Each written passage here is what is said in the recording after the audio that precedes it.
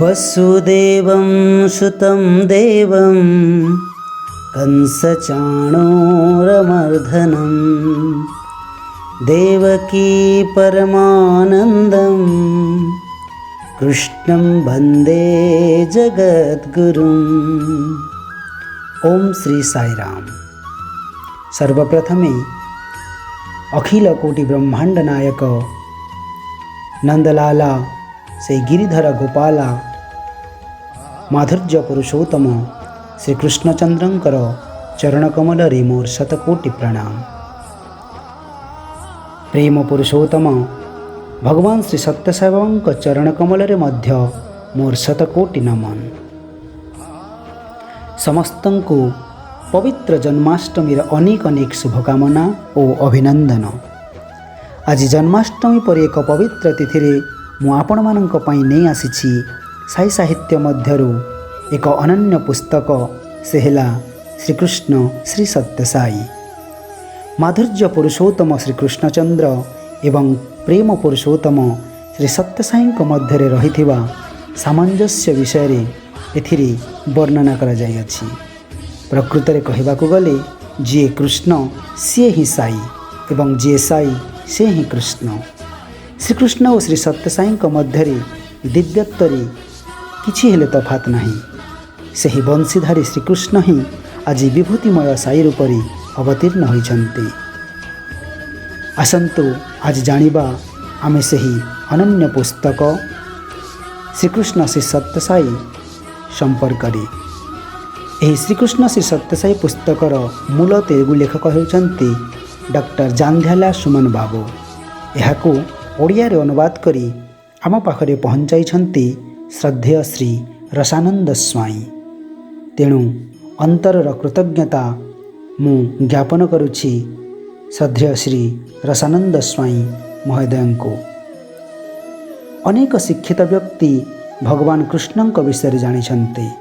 सेमाने मध्य श्री सत्यसाईबाबाଙ୍କ जीवनर अनेक घटना जानिछन्ति, परंतु केही भगवान श्रीकृष्ण एवं भगवान बाबांकर एक तुलनात्मक संदर्भ प्रस्तुत करनथिले। बोधहुए भगवानकर इच्छा एवं संकल्प थिला एही कार्यटी को जे सुमन बाबूंको हातरे करिवा पाई। से जाहेउ प्रभुंक दिव्य आशीर्वाद एवं जे सुमन बाबूंकर प्रयास जोगु तेलुगुरे श्रीकृष्ण और श्री सत्यसाई दिव्यता विषय एक तुलनात्मक पुस्तक लोकलोचना को आसिला। प्रकृत रे एही पुस्तक अध्ययन कला परे आपणक हृदय गभीर आनंद रे बुड़ी जीव। मु तो कहिबी ए पुस्तक आपणको श्रीकृष्ण और श्री सत्यसाई लीला चिंतन रे बुड़ाई रखिबो। एही ओडिया पुस्तक श्रीकृष्ण श्री सत्यसाई पढ़िबा क्षणी याकू न सारिबा पर्यंत आपणको उठिबाकू मन हेबो नाही। भगवान श्रीकृष्णଙ୍କ वाणी और भगवान श्री सत्यसाई वाणी, श्रीकृष्णଙ୍କ लीला और एपटे श्री सत्यसाई लीला और महिमा परस्पर ओतप्रोत भाव जड़ित। यही जिनिसटी आपण माने एही पुस्तक अध्ययन कला पर जानि पारिबे। भगवान जहाँ सब द्वापर जुगरे करिथिले वर्तमान श्री सत्यसाई अवतार रे मध्य तद्रूप लीला करुछन्ति। श्रीकृष्ण श्री सत्यसाई कला परे यह आपण माने स्वतः अनुभव करि पारिबे।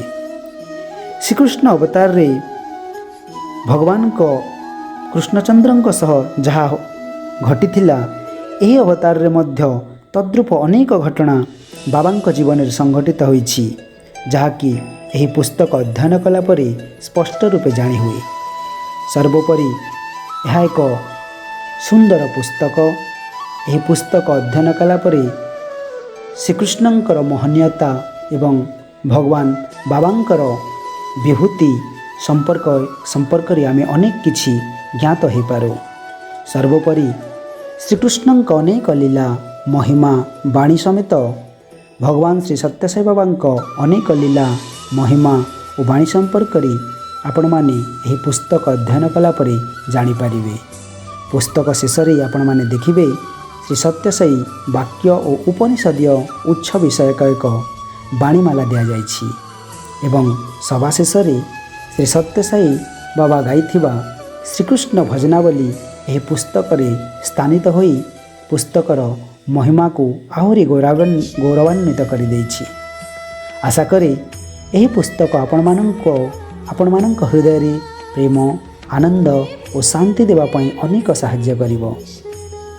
यही श्रीकृष्ण श्री सत्यसाई पुस्तकटी को निश्चय अध्ययन करिवे बोली आपण मानक अनुरोध करने सहित पुणी एक नूतन पुस्तकर परिचय आनी आपण मानक सम्मुख रे उपस्थित हेबी। यही आशा नहीं विदाय नेउछि। जय साईराम।